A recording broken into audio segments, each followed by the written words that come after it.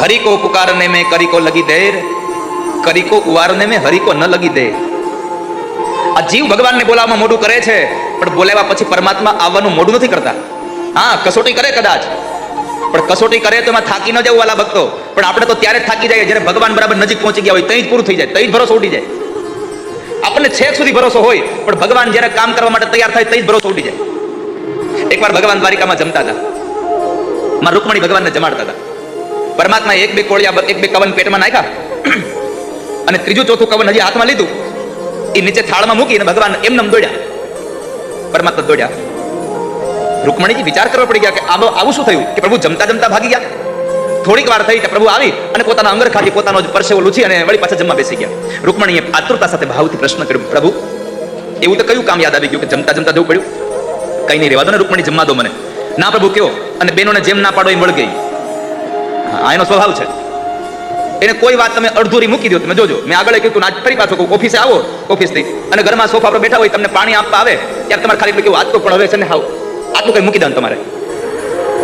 પછી આગળનું તમને જ્યાં સુધી તમારા મોઢામાંથી બોલાવે નહીં ત્યાં સુધી એને હક ન થાય.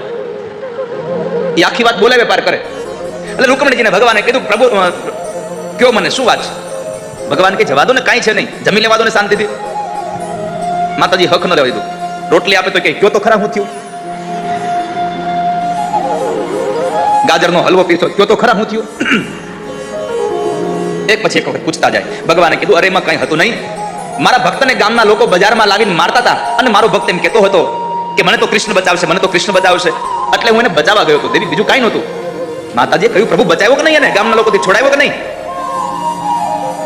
ભગવાને કીધું પછી જરૂર ન પડી, પાછો વહી આવ્યો. કેમ? તો કહે છે કે જ્યાં સુધી એને મારતા હતા ત્યાં સુધી એમ કહેતો હતો કે મને તો ભગવાન બચાવશે, કોઈને મારતો નતો સામે. એટલે હું અહીંયાથી ન્યા ગયો, પણ જ્યાં એની પાસે પહોંચું એના પહેલા એને મારા ઉપરનો ભરોસો ઉડી ગયો કે મને કૃષ્ણ નહીં બચાવે. એટલે એને હાથમાં પથ્થર લઈ લીધો મારવા માટે. એટલે હું પાછો વળી ગયો. આપણા બધાનું આવું થાય છે, ભગવાન બચાવવા આવે તઈ જ પથ્થર લઈ લઈએ છે, તઈ જ પથ્થર ઉપાડી આપણે. એક બાપા બીમાર પડ્યા, ડોક્ટરને બોલાવ્યા.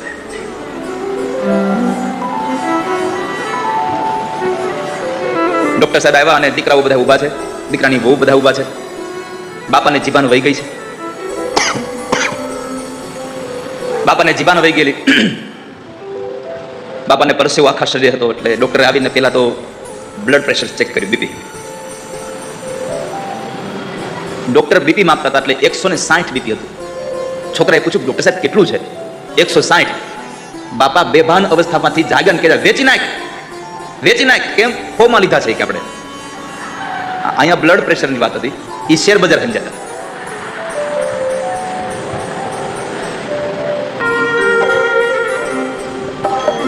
ગાડી લઈને જતા હો અને અકસ્માત થાય, પણ એની પહેલા તમારી નજર સામે જેની સાથે તમારો અકસ્માત થવાનો છે ત્યાં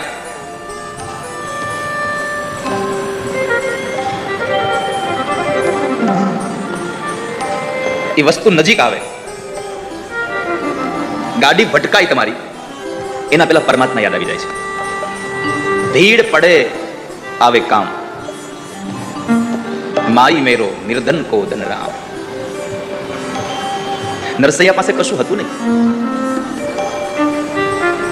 અને છતાંય એનું એક એક કામ બાકી રહ્યું નહોતું. પ્રભુના નામનું નાણું હતું એની પાસે, ઈશ્વરના નામનું નાણું હતું એની પાસે. પ્રભુના નામના નાણાથી એના એક એક કાર્યો થયા છે. નાખો, યજ્ઞ કરો, જપ કરો, તપ કરો, બધું જ કરો, પણ જ્યાં સુધી તમારા માથા ઉપર કોઈ મહાપુરુષની ચરણની રજ નહીં પડે ત્યાં સુધી તમારું ભાગ્ય નહીં સુધરે કોઈ દિવસ. માટે મહાપુરુષના ચરણારવિંદની રજ અતિ આવશ્યક છે. તમારું ભાગ્ય સુધારી દેશે. ભગવાન કરતા ભગવાનનું નામ મોટું છે. મનુસ્મૃતિમાં પ્રાયશ્ચિત માટેના વિધિ વિધાનો બતાવ્યા છે,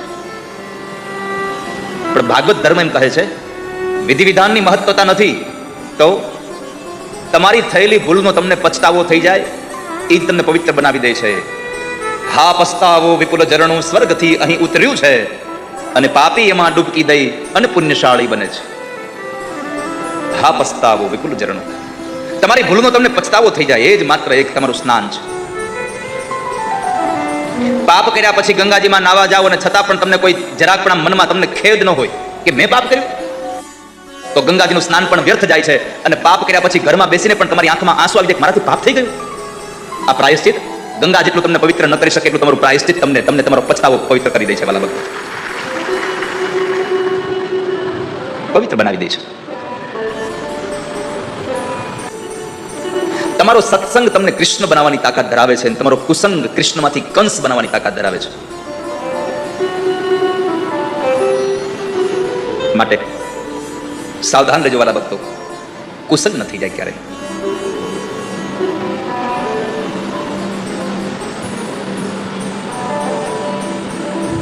અજામિલને એના પિતાએ એક વખતના સમયે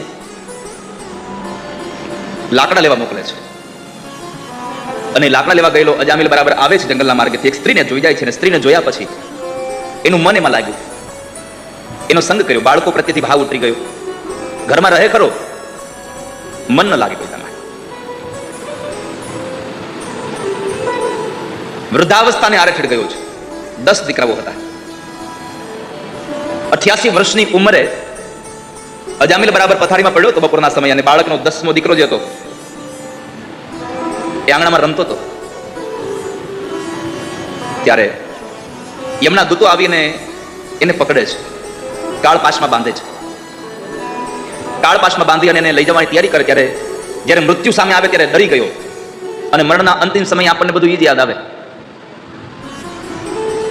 ભગવાનનું નામ તો યાદ આવે નહીં. અંતિમ સમયે દીકરા યાદ આવે, પત્ની યાદ આવે, મા બાપ યાદ આવે, ભાઈઓ યાદ આવે છે.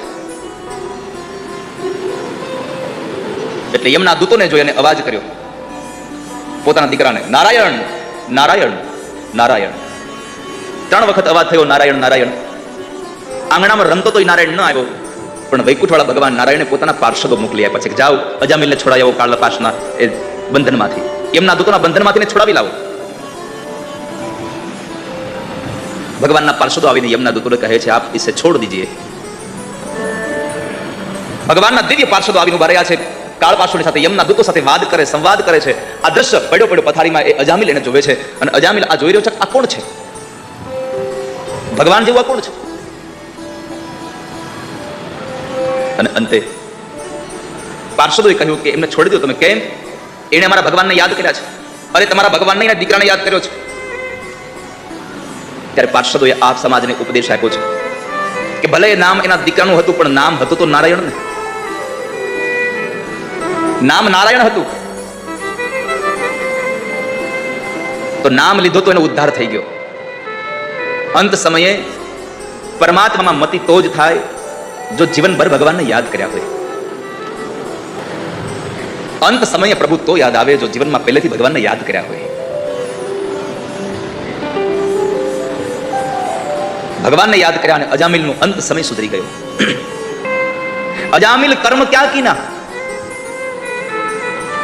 નહીં કછું દાન ભી દીના. ક્યારે એને દાન નહોતું આપ્યું, પણ એકમાત્ર કેવળ નારાયણ નારાયણ નામ ભૂલાઈ ગયું, અને અંતિમ વેળા સુધરી ગઈ. દીકરાનું નામ નારાયણ હતું એટલે એ વેળા સુધરી ગઈ. બાકી પિન્ટુ હતો, નામ એવું રાખો કે અંતિમ સમયે, અંતિમ વેળાએ, અરે વૃદ્ધાવસ્થામાં આપણને બોલાવતા લાગ આવે ને એવું નામ રખાય. હવે એ 5-15 વર્ષનો પિન્ટુ હોય તો આપણને બોલાવવાનું ગમે, હાલો ભાઈ પિન્ટુ અહીંયા આવે. પણ હવે 80 વર્ષ કહેવાય પિન્ટુ બાપા હાલો એમ?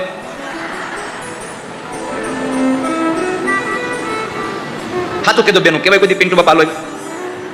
બોલો, એ આમ ભળે પિન્ટુ બાપા જેવું? ભળે? ન ભળે ને. જો 80 વર્ષે પિન્ટુ બાપા ન ભળે તો 70 વર્ષે ડોલીબાઈ ન ભળે. પછી હા, મારે તો આમ બેલેન્સ રાખવું પડે, કોઈ નારાજ ન થઈ જાય.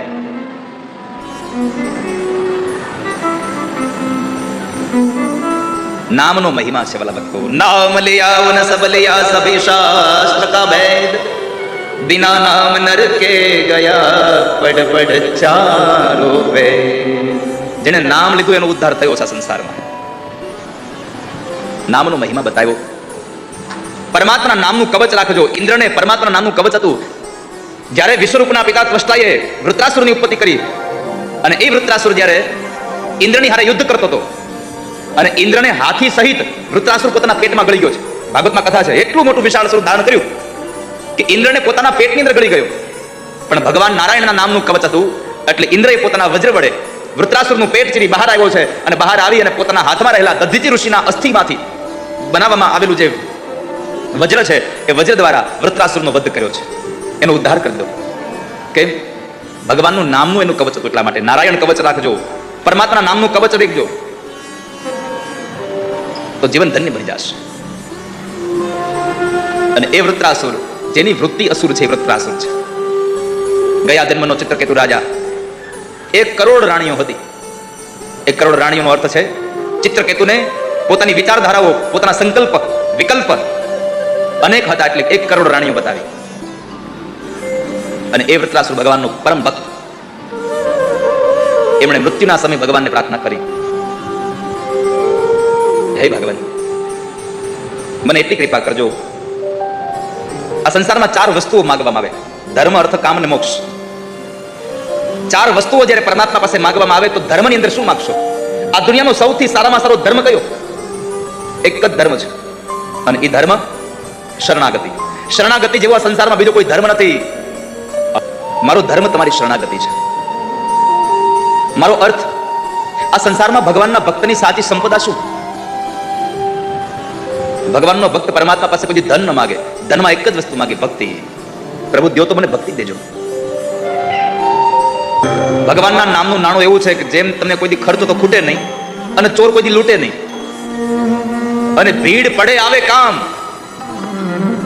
આ સંસારમાં જ્યારે દુઃખ આવે ત્યારે પૈસો કામ આવે છે? ભગવાનનું નામ જ યાદ આવે છે.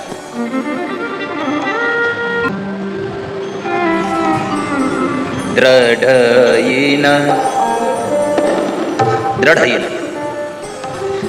પણ કામ ત્યારે થાય જ્યારે તમને દ્રઢ ભરોસો ભગવાનમાં હોય. એના સિવાય તમને બીજું કશું લાગતું જ ન હોય મને.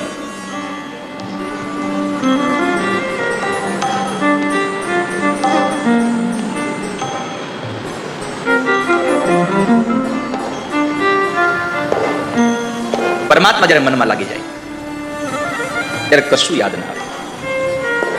અને એમાં નરસિંહ મહેતાએ જ્યારે જ્યારે પણ જરૂર પડી ત્યારે ત્યારે પરમાત્માને જ બધું આપ્યું છે. શામળિયાના લગ્ન માટે થઈ અને એના શામળિયાના સસરા પક્ષમાંથી એક ચિઠ્ઠી આવી. ચિઠ્ઠીમાં લખ્યું હતું, જોકે નરસિંહ મહેતાએ તો ચિઠ્ઠી વાંચી નથી હો. લખનારાઓ એમ લખે છે, નરસિંહ મહેતાએ ચિઠ્ઠી વાંચી નથી.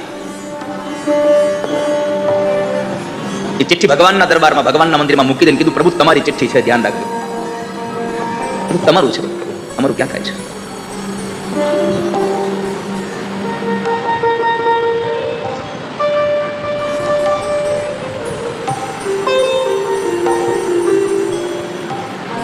તો નરસૈયાના કામ બધા ભગવાને કર્યા છે. તો ભગવાનના ભક્તનું સાચું નાણું પરમાત્માની ભક્તિ છે, પરમાત્માનું નામ છે.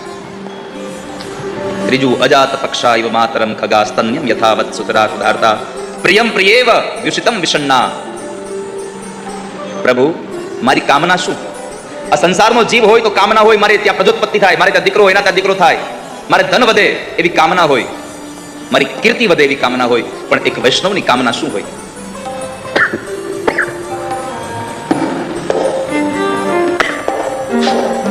એક વૈષ્ણવની કામના, પ્રભુ તમારું દર્શન થાય મને.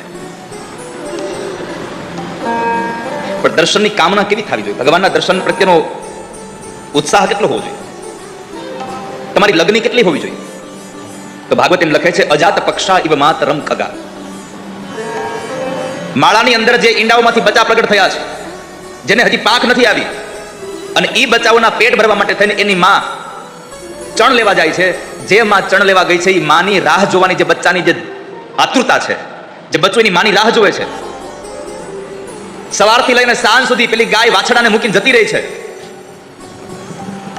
અને લગ્ન થયાના તરત જ જે સ્ત્રીનો પતિ કમાવા માટે પરદેશ વયો જાય અને 5-7 વર્ષ પછી જ્યારે પતિ આવતો એની રાહ જોતી હોય પત્ની, એમ જેમ પેલું પાંખ વગરનું બચ્ચું, જેમ ગાય વગરનું વાછડું એની માની રાહ જોવે, અને જેમ પત્ની પોતાના પતિની રાહ જોવે, એમ તમે આતુરતા દર્શાવો ને તો મારો ઠાકોરજી દર્શન આપે, નકર દર્શન નહીં આપે. તમને આતુરતા જોવી જોઈએ કે મને પ્રભુના દર્શન થાય, મને હરિના દર્શન થાય. પ્રભુના દર્શન વગર ન થાય. કામનાઓ છે પ્રભુ મને તમારા દર્શન થાય. અને છેલ્લા શ્લોકમાં મોક્ષની વાત આવે, પણ મોક્ષ તો સજ્જનો ભગવાનના ભક્તો માગે જ નહીં. હરિના જનતો મુક્તિ ન માગે, માગે જન્મો જન્મ અવતાર, નિત કીર્તન સેવા ઓછવ નિરખવા નંદ કુમાર. પરમાત્માની પાસે મુક્તિ ન માગે ભગવાનના વૈષ્ણવો. અમને તો જન્મો જન્મ અવતાર આપજો, અને અવતાર આપો તો એવો આપજો કે કદાચ માણસ ન બનાવો તો કઈ વાંધો નહીં, પશુ બનાવજો, પણ પશુ બનાવો તો એટલી કૃપા કરજો પ્રભુ, તમારા સત્સંગી હોય ને એના ઘરના આંગણે બંધાવજો, જેથી કરીને એનો સત્સંગ સાંભળીએ તો અમારું જીવન પણ ધન્ય થઈ જાય. અમને દરેક જન્મમાં સત્સંગ થાય. ભવે ભવે યથા ભક્તિ પાદયોસ્તવ જાયતે. દરેક યુગમાં અમને તમારામાં મન લાગેલું રહે, દરેક યોનિમાં અમે તમને યાદ કરતા રહીએ, એવી કૃપા કરજો ભગવાન. આ 4 શ્લોકની સ્તુતિ વૃત્રાસુરે બતાવી, એ કથા બતાવી. ષષ્ઠમ સ્કંદ પછી સપ્તમ સ્કંદની કથામાં એક 7 વર્ષનો પ્રહલાદ અને 100 વર્ષની તપશ્ચર્યા કરી એમણે માના ઉદરની અંદર, અને 100 વર્ષની તપશ્ચર્યા એના પિતા હિરણ્યકશિપુએ કરી મંદરાચલ પર્વત ઉપર. અને બ્રહ્માજી પ્રગટ થયા, વરદાન માંગ્યું, ન રાતે મરું, ન દિવસે મરું, ન ઘરમાં, ન બહાર, ન આકાશમાં, ન ધરતીમાં, ન લીલાથી, ન સુકાથી, ન અસ્ત્રથી, ન શસ્ત્રથી, ન માણસ, ન પશુ. બ્રહ્મા તમારું સર્જન મારે મારી ન શકે એવું વરદાન માંગ્યું. અને પછી વરદાનના ભાવને લઈ અને પોતે બધા લોકોને ત્રાસ આપી રહ્યો છે. પોતાના પત્ની કયાધુને દેવર્ષિ નારદના આશ્રમમાંથી છોડાવી લઈ આવ્યા, અને પોતે પોતાના પત્નીના ઉદરમાં રહેલા ધ્રુવજી પ્રહલાદજી મહારાજનું પ્રાગટ્ય થયું. અને એ પ્રહલાદજી મહારાજ ભગવાનના અનન્ય ભક્ત હતા, મોટા થયા, આશ્રમની અંદર ભણવા બેસાડ્યા. આને નારાયણ સાથે વેર હતું. કોને? હિરણ્યકશિપુને, કારણ કે એના ભાઈ હિરણ્યાક્ષને માર્યો હતો. સહોદરને મારવાનું વેર લેવું હતું, એટલે કોઈને નારાયણનું નામ લેવા દેતો નહોતો. પણ એનો દીકરો પ્રહલાદ નારાયણ નારાયણ કરતો હતો. આ દુનિયાનો નિયમ છે, જેને કોઈ ન પૂગે ને એને એનું બરાબર છે ને.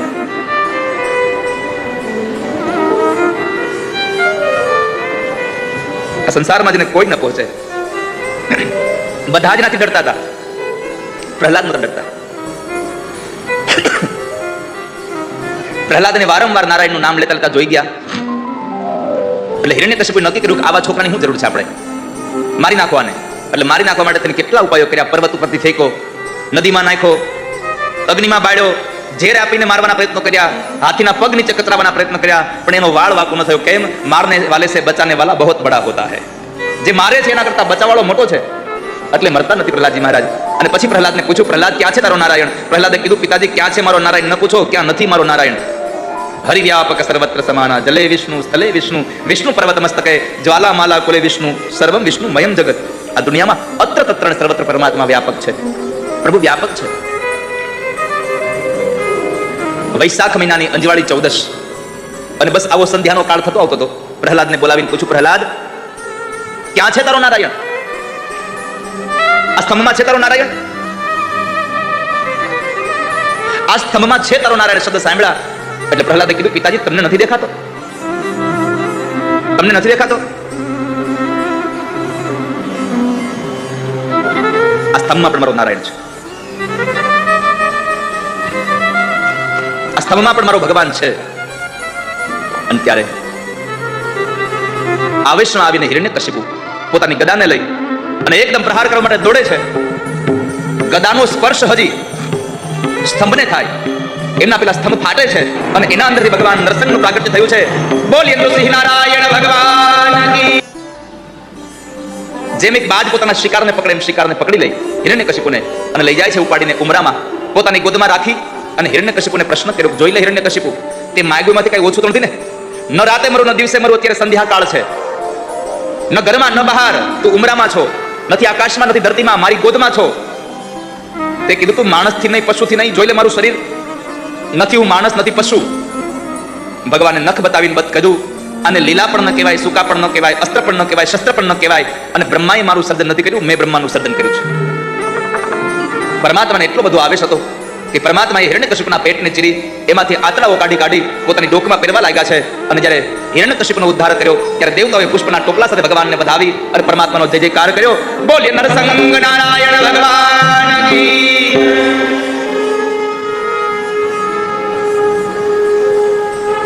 ભગવાન નરસિંહનો જયકાર થયો.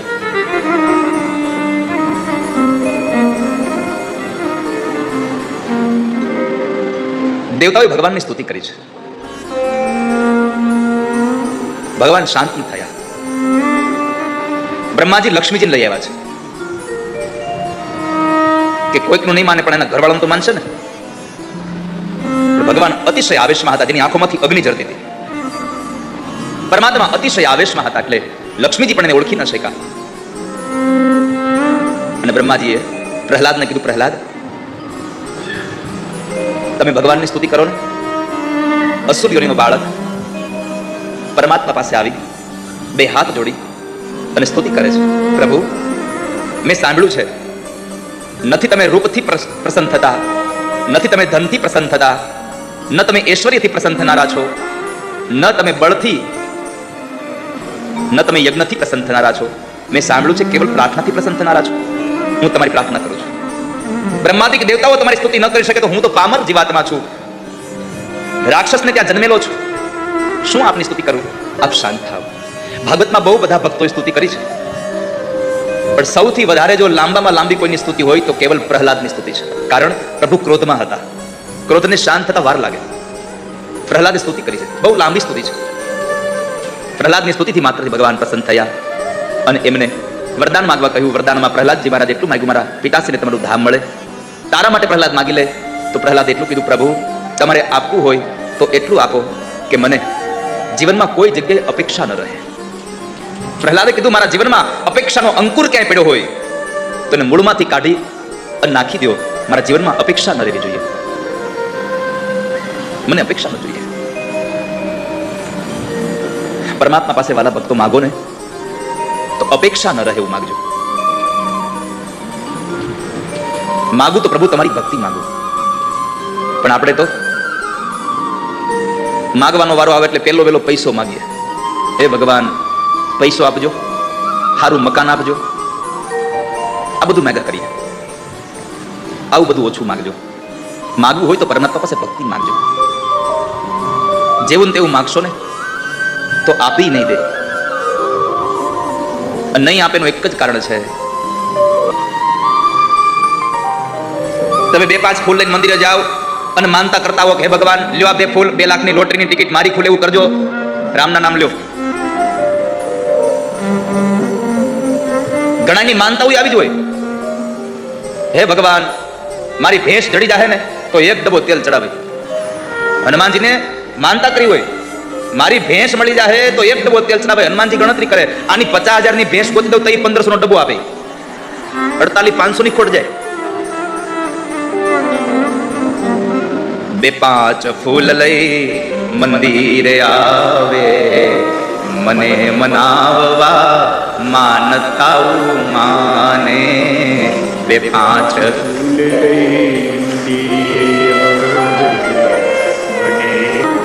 સૂંઢ વડે પાણી ભરી ભરીને એકબીજાને ભીંજવી રહ્યા છે. પણ ભૂલી ગયો હાથી કે જો હું અહીંયા બહુ વધારે સમય રહીશ તો મને મૃત્યુ પકડી લેશે. હાથી એટલે જીવાત્મા છે, સરોવર એટલે આ દુનિયા છે, અને આ સરોવરની માયા, આ ભૌતિક સુખ એ જળ છે, અને આ ભૌતિક સુખમાં મૃત્યુ એ મગર છે. અને ઘટના પણ એ જ ઘટી. હાથી ભૂલી ગયો, જેમ આપણે ભૂલી જઈએ છીએ મરી જવાના છીએ, એ ભૂલાઈ ગયું હાથીને, અને એને લઈ અને મગર રહેતો તો જળમાં એને હાથીનો પદ પકડ્યો, એને ખેંચીને લઈ જાય છે અંદર. હાથને એના બચાવો ભગવાન ભરોસે છોડી દીધો હાથીને. હવે તો ભગવાન બચાવે તો થાય. આ દુનિયામાં આપણું આવું છે વાલા ભક્તો, યાદ રાખજો. આ હાથીની કથા એટલે આપણી કથા છે. જ્યારે બીમાર પડીએ અને ડોક્ટરો એમ કહે ને કે ભાઈ હવે આની દવા ન થાય કાંઈ, એટલે આપણે ઘરે લઈને લઈ આવીએ, ભગવાન ભરોસે મૂકી દઈએ. ખબર પૂછવા આવે કોઈ, કેમ છે બાપુજીને, તો કે હવે તો ભગવાન કરે સાચું. આ દુનિયા છે એટલે ભગવાન ભરોસે છોડી દઈને એના કરતા પહેલેથી ભગવાનનો ભરોસો રાખજો. દુઃખી નહીં થાવ વાલા ભક્તો ક્યારે, પહેલેથી ભગવાનનો ભરોસો રાખજો.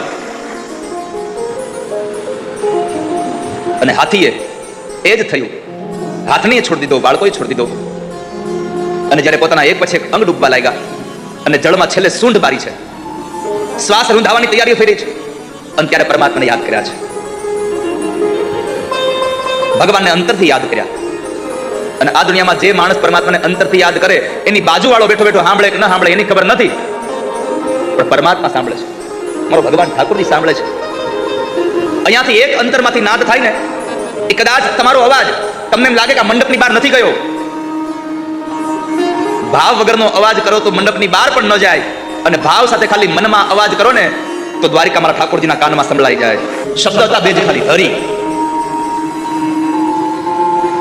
હરિ શબ્દમાં હ બોલે ને ત્યારે ભગવાન દ્વારિકામાં હતા, અને રી શબ્દ પૂરો થયો ત્યાં તો પરમાત્માએ ઝુંડનું મસ્તક કાપી નાખ્યું. ગજેન્દ્રને ભગવાને છોડાવ્યો, ઝુંડનું મસ્તક કપાયું, અને હું નામનો ગંધર્વ પ્રગટ થયો. અને ત્યાર પછી હાથીને ભગવાને સ્પર્શ કર્યો, ઇન્દ્રદ્યુમ્ન નામનો રાજા પ્રગટ થયો. અહીંયા એક વાત કરીને આપણે આગળ જઈએ, ચિંતા ન કરતા. ટેકનોલોજી કેટલી છે.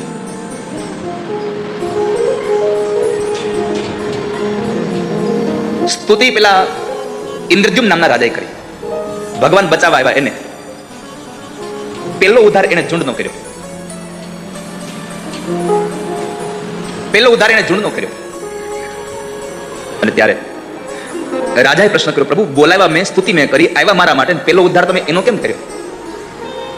ભગવાને બહુ સુંદર જવાબ આપ્યો છે, વાલા ભક્તો યાદ રાખજો.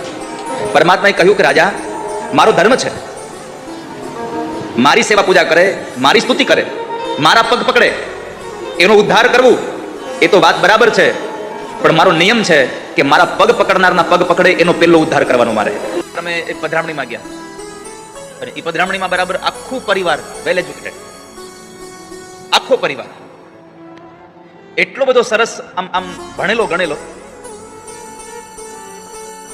અને બધા પાછા હાઈ એજ્યુકેશનમાં ભણેલા. ઘરમાં કોઈ ગુજરાતીમાં વાત ન કરે, ઘરમાં ઇંગ્લિશમાં વાત કર્યા કરે. અમે પધરામણીમાં ગયા એટલે એ બેન બધાને આખા પરિવારની ઓળખાણ કરાવતા હતા કે આ મારી દીકરી છે, એ આટલું ભણી છે, આ મારો દીકરો છે, એ આટલું ભણ્યો છે, મારી સૌથી મોટી દીકરી છે, એ તો બહુ જ ભણી છે, એ તો ગુજરાતી બહુ ઓછું બોલે છે, બહુ જ ભણી છે, બહુ જ ભણી છે. ઓકે, તો મેં કીધું એ દેખાત નથી, એ કઈ શોપિંગમાં ગઈ છે. મેં કીધું ઓકે. હજી અમારી આરતી બધું થાય ને પેલા એ દીકરી પાછી શોપિંગ કરીને આવી.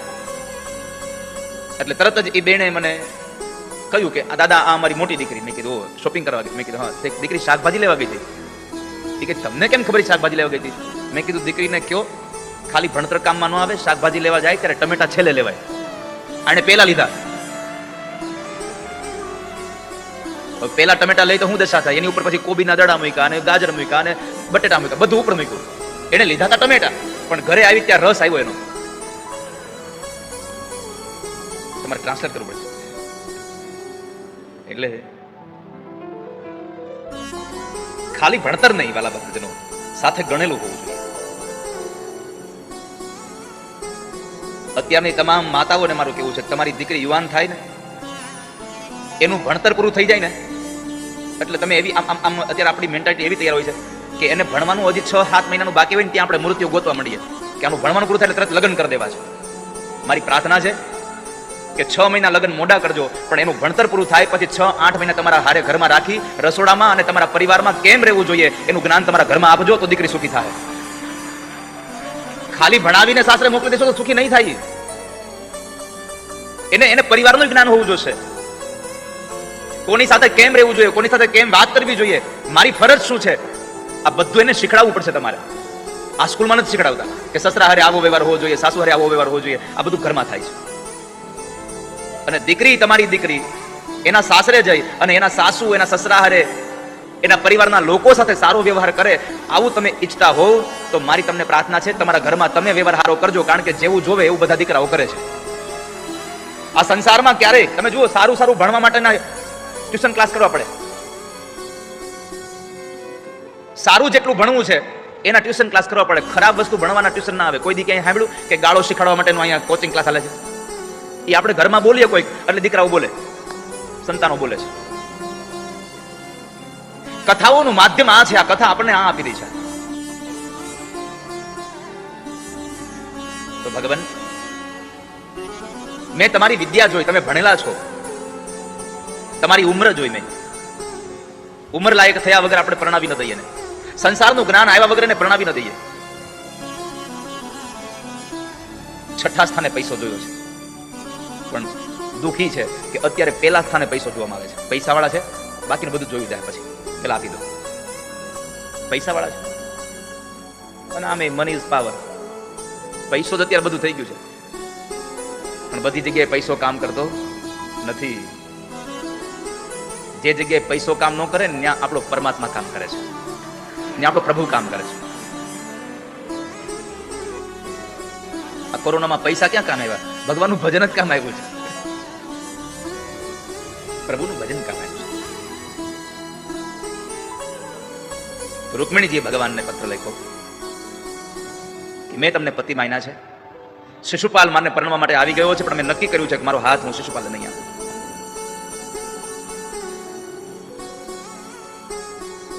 અને જો તમે મને આ પત્ર સાંભળીને, આ પત્રને વાંચીને તમે મને પત્ની તરીકે સ્વીકારતા હોવ તો એવું ન કેવડાવતા કે હા વાંધો નહીં, મેં સ્વીકાર લીધા, કયો એને આવી જાય, હું આવીશ નહીં, તમારે મને લેવા આવવું પડશે. આ જીવાત્મા, આ બુદ્ધિ ભગવાનને પ્રાર્થના કરે છે કે પ્રભુ તમે મારો સ્વીકાર કરતા હો તો તમારે મને લેવા આવવું પડશે. હવે લેવા, આ જીવ ભગવાનને ક્યારે કહે છે તમે મને લેવા આવજો?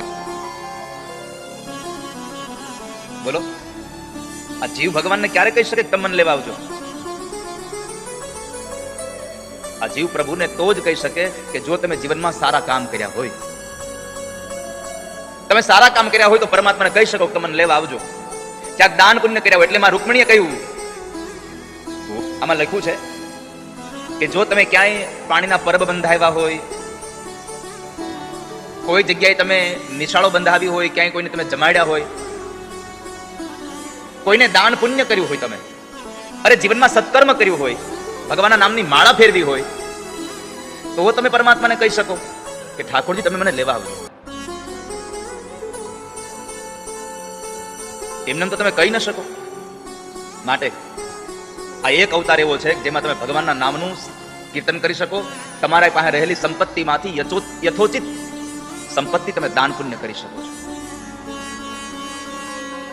બાકી કરોડો રૂપિયાના મકાનમાં માણસોની હારે એકાદું ગલુડિયું રહેતું હોય છે, અને એ પછી પાછું કેટલું મોંઘું હોય, 5-7 લાખનું હોય, અને માણસ એટલા મોંઘા બુદ્ધિ નો ના, એટલા બધા મોંઘા બુદ્ધિ નાતું હોય. છોકરાને જેટલી પપ્પી ન કરે એટલી તો કૂતરાને દેનો. સોફા માથે બેસે, મને વાંધો નથી તમારે. છોકરાને જેટલી પપ્પી ન કરે એટલી તો કૂતરાને પપ્યું કરે, મને વાંધો નથી તમારે. જીવ પ્રત્યે તમારો ભાવ, તમારી લાગણી હોય તો રાખો, પણ જેમ સવારમાં ઉઠીને કૂતરાને લઈને બહાર જાવ છો, જેમ સાંજે આવીને કૂતરાને ચક્કર મરાવવા લઈ જાવ છો ને, એમ જો ઘરમાં વડીલ મા બાપ હોય તો એનો હાથ પકડીને થોડુંક લઈ જાજો મંદિર સુધી. એ કામ આવશે. એ તમારા પ્રત્યેની લાગણી કોઈકને પ્રગટ થશે. તમે કૂતરાને લઈને જાશો, એમાં મોટાઈ નહીં થાય, પણ તમારા મા બાપનો હાથ પકડીને મંદિરે જાશો તો લોકો કહેશે કે ના દીકરો સારો છે, મંદિરે જાય છે. આમાં તમારી કિંમત થશે.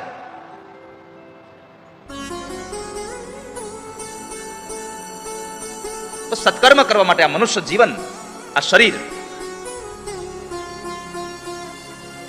શરીર એ ધર્મ માટેનું મૂળ સાધન છે. શરીર ખલું ધર્મ સાધન. આ શરીર છે એ જ મૂળ સાધન છે ધર્મ કરવા માટે. લાખો રૂપિયાના માલિક હોવ તમે, અબજો રૂપિયાના માલિક હોવ, અને તમારી પાસે એટલી સંપત્તિ છે કે તમારે કોઈને દાનમાં દેવી છે તો તમે તમારા હાથે દઈ શકો, પણ તમારા ઘરમાં રહેલું એ કૂતરું તમે કયો એમ કરતું હોય, પણ તમે એને કયો લ્યો આ લાખ રૂપિયા કોઈને દાનમાં દઈ આવી, એ દઈ શકે દાનમાં કોઈને? એ ન આપી શકે દાન, કારણ કે એની વૃત્તિમાં જ નથી આવતું. એટલા માટે આ શરીર પરમાત્માએ આપ્યું છે. આ શરીરથી તમે દાન પુણ્ય કરી લેજો.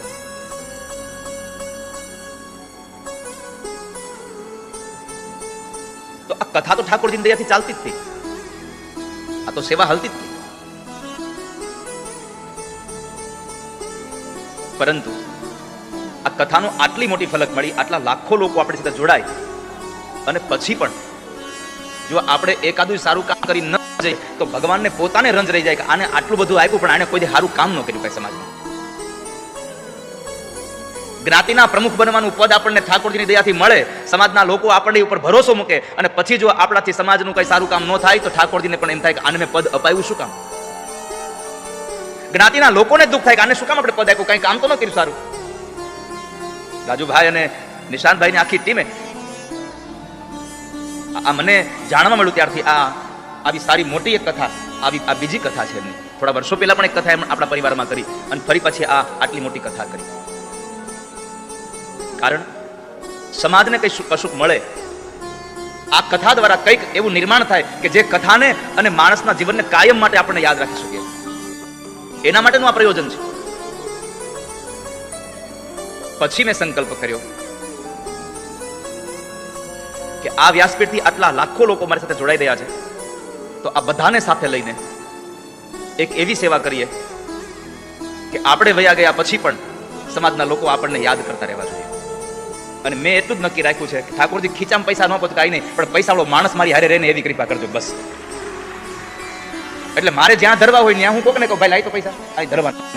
હમણાં અમે જો રણછોડદાસ મહારાજના આપણે મંદિરે ગયા આશ્રમે, તો મને એમ થયું કે આ બ્રાહ્મણો અને આ લોકો ગાય છે સંગીત વાળા, આપણે પૈસા આપવા જોઈએ. મેં રાજુભાઈ સામું જોયું, તરત દટો કાઢી મને આપ્યા, લઈ દો.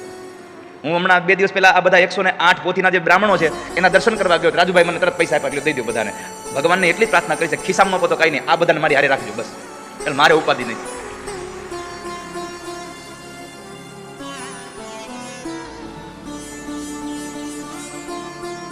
તો પરમાત્માએ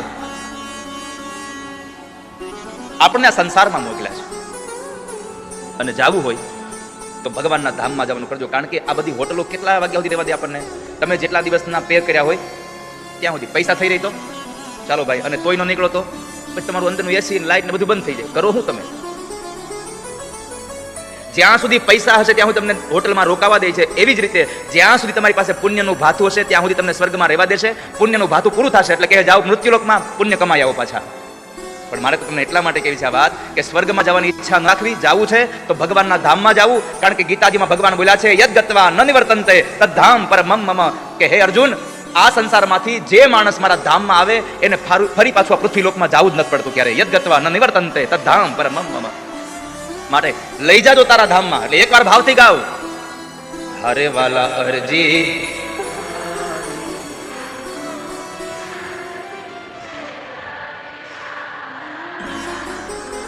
હરે વાલા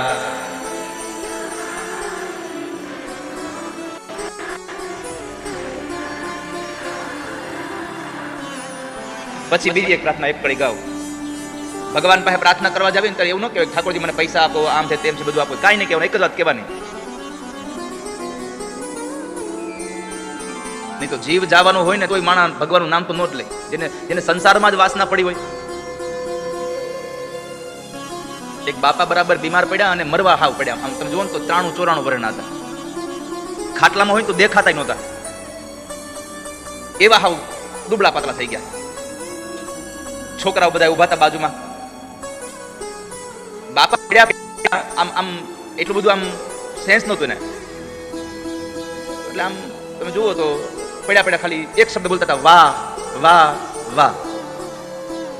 3 દીકરા અને દીકરાની વહુ એના છોકરા બધા ઉભા હતા. એટલે મોટા દીકરાને વહુએ કીધું, ખાંભળ્યું બાપુજી વાહ વાહ કઈ કરે છે, એટલે મને એમ લાગે છે કે એને વારસામાં આપણને કંઈક આપવું છે પણ બોલી શકતા નથી. ત્યાં બીજા દીકરાને વહુએ કીધું, કદાચ ભાભી એવું નહીં હોય, કદાચ વાડામાં દાદાએ કંઈક દાયટું હશે એટલે વાહ વાહ કરે છે પણ કઈ બોલી નથી શકતા, ખજાનો કંઈક દાયટો છે. હવે શું કરવું? તો કે ડોક્ટરને બોલાવો. ડોક્ટરને બોલાવ્યા જલ્દી. ડોક્ટરને કીધું, ડોક્ટર સાહેબ અમારા દાદા બોલી શકતા નથી, એ ક્યારના વાહ વાહ કરે છે, એને કંઈક અમને કહ્યું છે પણ બોલી શકતા નથી, કંઈક બોલે એવું કરજો, એકવાર બોલે એવું કંઈક કરી દો. આ લોકોને થયું કે વાડામાં કંઈક દાયટું છે, વારસો હજી કંઈક પડ્યો છે, દેવો છે. ત્રણેય દીકરાની બહુ હામું જોવે, કારણ કે ડોક્ટર સાહેબે કીધું કે બોલે એવું એક પ્રયત્ન થાય. શું? તો કે 25,000નું એક ઇન્જેક્શન આવે, એ જો દઈ તો કદાચ એકવાર બોલો તો બોલી જાય. હવે દીકરાની બહુ સામું જોયું કે આ 25,000નું શું કરવું, એટલે પછી નક્કી કર્યું આપણે એક કામ કરીએ, દાદા બોલશે એટલે કહેવાના છે ખજાનો ક્યાં પડ્યો છે. એ ખજાનો મળે ત્યારે એમાંથી આપણે ત્રણેય 25,000 ભાગે 8,000 ભાગમાં આવશે, પણ ઇન્જેક્શન દઈ દો આને. અને દાદાએ જે ડાયટ હશે થોડું તો હશે નહીં, કંઈ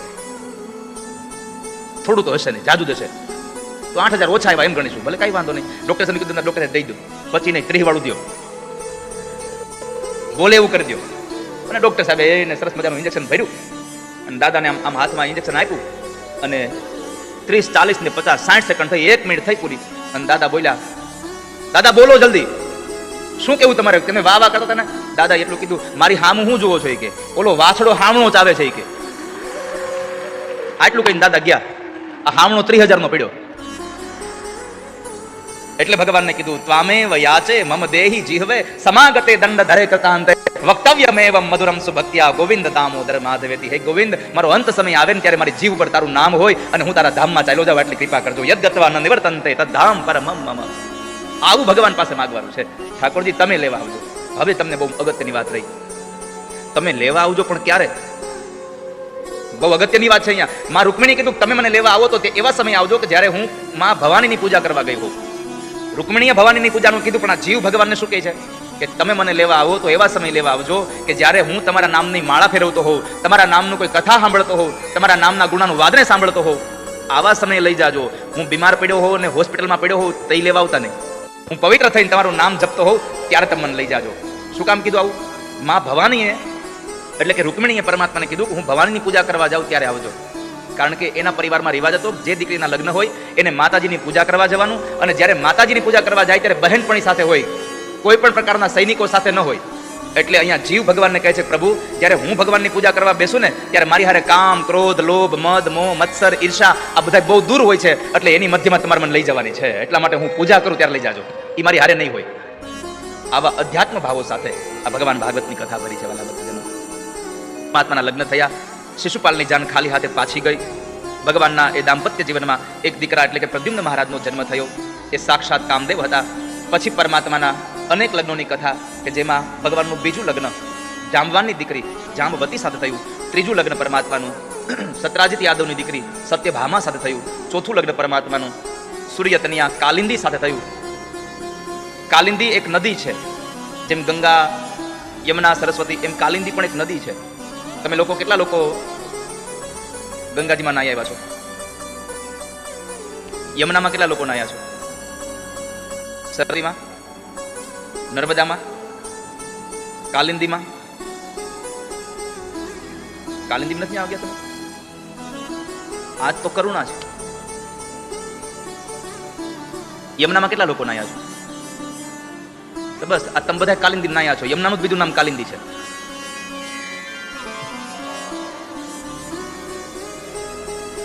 સૂર્ય તને આ સૂર્યની દીકરી કાલિંદી છે. અને લખ્યું છે કે યમુનામાં સ્નાન કરે અને યમુના તેડા ના આવે કોઈ દિવસ. યમુના એટલે ભક્તિ છે. ભક્તિમાં સ્નાન કરવાની વાત છે અધ્યાત્મ જગતમાં. ધન્ય શ્રી કૃપા કરી શ્રી ગોકુલ વ્રજ સુખ આપજો. ધન્ય શ્રી યમુના કૃપા કરી શ્રી ગોકુલ વ્રજ સુખ આપજો.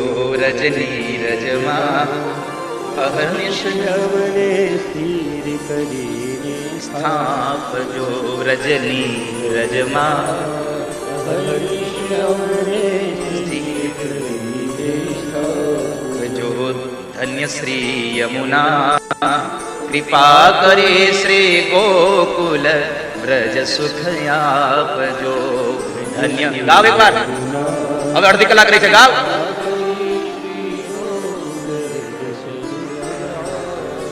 જો. ધન્ય શ્રી યમુના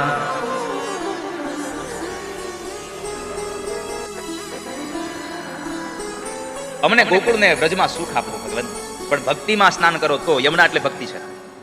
એ ભક્તિમાં સ્નાન કરે એને ગોકુળમાં અને વ્રજમાં સ્થાન મળે.